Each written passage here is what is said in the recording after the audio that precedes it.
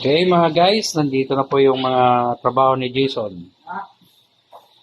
Ayan, siya po yung nagpapailaw niyan. Pinapailawan niya yung acrylic plastic. Goldilocks. Ayan po mga guys ang acrylic plastic na white with LED.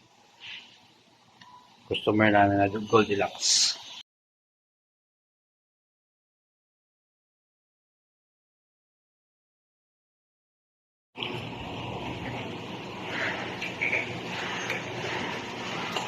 No, yun yung mga kaya sa tao na mga libre.